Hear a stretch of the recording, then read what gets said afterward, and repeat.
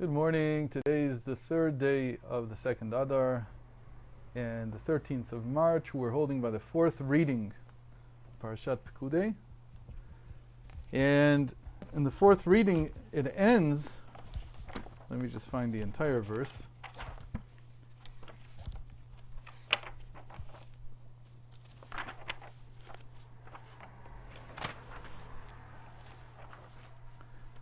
Oh, the fourth reading is about the tabernacle being ready, and it was brought to Moses. It was actually folded up and stored for 3 months. And the first time that Moses erected it, meaning it was finished there's a tradition that was finished on the 24th, the 25th of Kislev, meaning the same day that Chanukah starts, on that night. And that's an interesting tradition in and of itself. This tradition is ancient, much more ancient than Chanukah, so it stands to reason that it is the exact date, and you can calculate it from the Torah, from various hints about the dates. And on the 23rd of Adar, Moses erected it for the first time. So our reading is about them bringing the tabernacle to Moses, and it basically being stored afterwards. It doesn't seem that it was erected right away. And Moses, it says in Exodus 39:43, Moses saw that they had indeed done all the work exactly as God had commanded, and Moses blessed them. And it says that he used a verse that today appears in Psalms, in Psalms 90, verse 17. But what we want to do today is, and we haven't talked about this in length, and even though we should have at some point, we're going to take a look at a gematria. Gematria is basically a numerical analysis of these words. We don't know what Moses blessed them with exactly. Again, there's a tradition that it is this verse that appears in Psalms 90, verse 17, but we don't know from the text of the Torah what it was. So we're just going to look at these 3 words. Moses blessed them. In Hebrew, that's Vayivarech otam Moshe. And if you calculate the value of these words, it comes out to 1024. 1024 is a perfect square. It's 32 squared. And its connection to the tabernacle is that 32 by 32 cubits is the size of the courtyard altar in the temple. That's the area on which sacrifices could be brought, 32 by 32 cubits. So we have a 32 by 32 number here, 1024. 1024 is also the total number of letters in the 2 paragraphs of Shema. When every day we're commanded to say Shema twice, these 2 paragraphs from the book of Deuteronomy, they are about loving God and about meditating on God's oneness. Shema Yisrael Hashem Elokeinu Hashem Echad. A lot of people quote it as the penultimate statement or the essential statement of Jewish faith and God being one. And it has 1024 letters also. So those are 2 interesting things in and of themselves. But the middle word itself, this is not very common, that the middle word blessed, in English it's blessed, but the middle word in Hebrew is otam, them. Otam is equal to 441. 441 is also a perfect square. It's 21 squared. So we have here, it's not very common that a phrase will equal a square, and one of the words inside will also be a square. What is all this about? What are we trying to do? So first of all, a numerical analysis, and I'll give a little bit of a background here. Numerical analysis in the Torah is like saying that the Torah has another language that's concealed. Meaning we can translate the Torah into quantity. Instead of it being qualitative, being linguistic, we can translate it into the realm of quantity. And there are many ways to translate the letters into quantities. The simplest way is, of course, everybody knows. Aleph equals 1, Yod equals 10, Kaf equals 20, Kuf equals 100, and Taf equals 400. And you can fill in all the rest in between.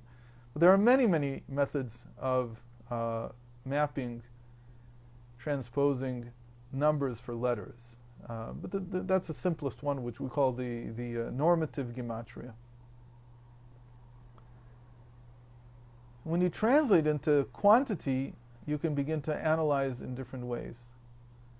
But not every translation into quantity has meaning. It has to be factual, meaning you can't say that something equals something that it's not, and you can't really fudge it, even though in previous generations it was considered to be okay to add one to one side of the gematria, specifically to the side of the letters. So if atem, otam in this case, equals 441, you could say it equals 442.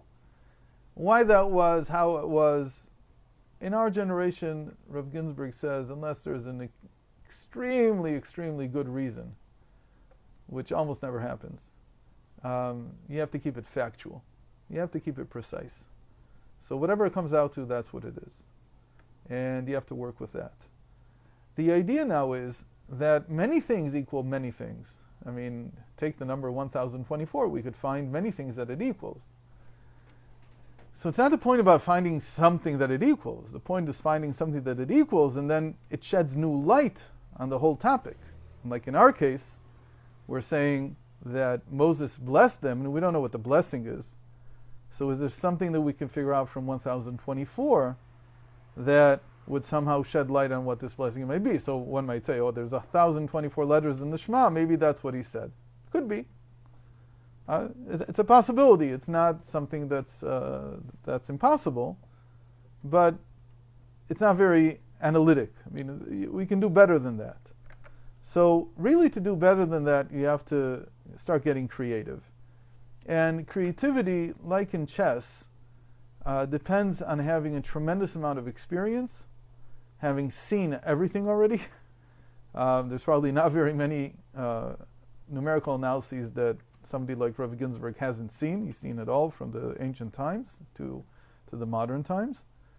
And he's an expert chess player in this case. And so he sees directly to where he should go. It's like something in the sense that the person has in doing gematria leads them down the right path almost instantaneously. He doesn't try very many dead ends. And he comes up on this very quickly. And I have no explanation except to compare it to a chess master who quickly knows in which direction to look and doesn't have to check every single possibility on the board.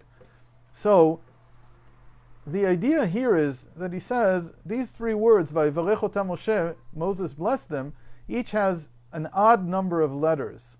So one thing you can do, which makes sense, it has to make sense, the analysis has to make some kind of sense, has to have some kind of pattern to it. He says, since they're all odd numbered words, odd number of letters, we can take the first, middle, and last of each word, the first, middle, and last letter of each word. That will be Vav, Taf, and Hey. So together they will spell the word chaos, Tohu. Now this is very essential to Moses. Moses is considered, I believe we may have even talked about it, he's considered to have come from, his soul is considered to have come from a previous reality, which is called the reality of chaos, the world of chaos. In Chassidus, this is not a previous reality, really. It's just a deeper state of the psyche, when the psyche is in a state of chaos still. And he's considered to have come from there. Now, there's all kinds of benefits and all kinds of the opposite of benefits for being from there. One of his benefits is that the crown is called chaos. The crown is chaotic. The reason it's chaotic is because we can't access it directly. Because we can't access it directly, for us it's like a place of chaos. We don't really know what's going on there. We have a lot of talents there. We have a lot of energy there, a lot of light. We don't necessarily know how to control them, how to bring them down. But Moses was able to access that. He was connected to that realm of the human soul. He was connected to the realm of the crown. So he's connected to chaos in that sense. He's not necessarily a chaotic figure, although I'm sure if you would have asked the Egyptians of that generation, they would have said he's the most chaotic person that we ever saw, given the havoc that he wreaked on Egypt. So the world of chaos, by the way, just to say something more, is usually associated with Esau. And Esau is considered to be a chaotic person. He is a chaotic person. He seems to be in the Torah narrative. And so much so that in Hasidic thought, the redemption depends, and this we did talk about it many times, I think about a year and a half ago or 2 years ago. We talked about this many times, about the necessity of bringing Esau, his lights, his energy, his revelation into the vessels of Jacob, into the rectified vessels of the Torah. And so Esau was per se a Jew who left the family of Isaac and Rebekah and went off on his own path. But in the end of days, just as he met Jacob and they made up, in the end of days, we talked about this, he's supposed to reconnect. And very many times we say that Esau in our generation is certainly most related to Christianity. So getting back to this, so the first and middle and last letters of these three words spell tohu. Since there's a lot to be said about them, but then what we can do is we can say that Moses blessed them has the value of 613 and chaos. What's the idea behind that? Why would we divide 1024 into 613 and chaos? Well, we just did it by linguistic analysis. We said the first, middle, and last letter. So the rest of the letters, interestingly now, equal 613, because 1024 minus the tohu minus the chaos, the 411, is equal to 613. So now we have 411 and 613. So 613 is an interesting number. We know about that number. What can we say more about 613 other than it's the number of commandments that we have by tradition or in the Torah? So one of the analyses of the Torah's first words is an entire book of Kabbalah called Tikkunei Zohar. And it's basically 50-something analysis of the Torah's first word, Bereshit, in the beginning. And one of these analyses is that Bereshit is Barati Shin. I created Shin. Bereshit, the word Bereshit, the Torah's first word, is equal to 913. If you take off the Shin, Shin is equal to 300, so you have Barati, I created. Shin is 613 and 300. So now we have something that's in traditional gematria, traditional numerical analysis, that the number 613 is equal to Barati, I created. We talked about this yesterday. I'm sorry that it didn't work out for us to meet in live, but then I taped it later, and you can watch it on the YouTube channel. That there are two types of creation. And when God says, I created, it's almost like saying, I in myself, like you're asking me, what is the purpose of my creation? The purpose is, I created. That's what this idea is saying. Barati, I created, is equal to 613. Just the fact that I created 613. It created the commandments. The act of creation is an act of revealing my will. And what is my will? These 613 commandments. So now we have a very interesting thing, that we can say that 1024, the value of the entire phrase, Vayivarech otam Moshe, Moses blessed them, is equal to Barati Tohu, I created chaos. Now that seems to be one thing against the other. I mean, they're opposites. To create 613 is to create order. To create chaos is to create the opposite. Let's say it like this. The 613 are God's vessels. They're the vessels that contain His will, that are strong enough to contain His will. That's what the commandments are meant to be. They're meant to be the manner in which we bring down God's will into something that we can do. But tohu, chaos, is exactly the opposite. It's light without vessels. Chaos is energy without vessels. So we have here something and its opposite, or a paradox. Barati tohu, I created chaos. It's not so far-fetched, because in the second verse of the Torah, what does it say? Ve'aretz hayta tohu. The earth was chaotic. Exactly the same word, tohu, chaos.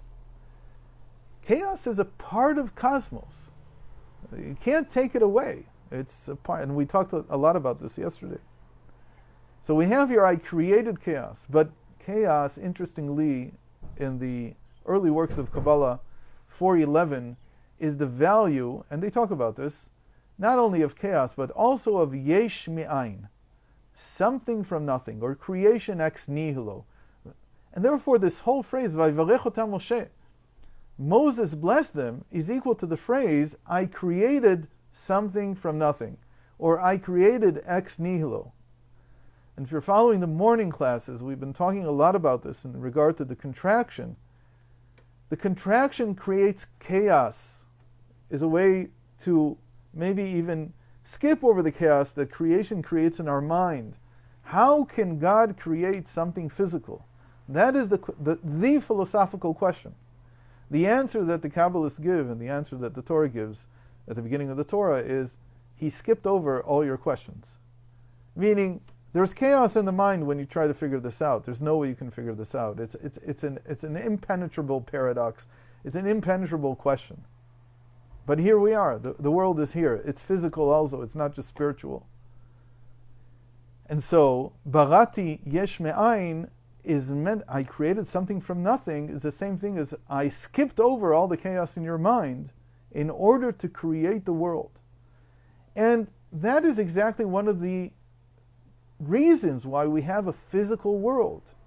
If we were only brains in a vat, as they call it in philosophy, if we were not connected physically with our senses to this physical realm, we would probably go crazy. We'd probably be in a chaotic state all the time.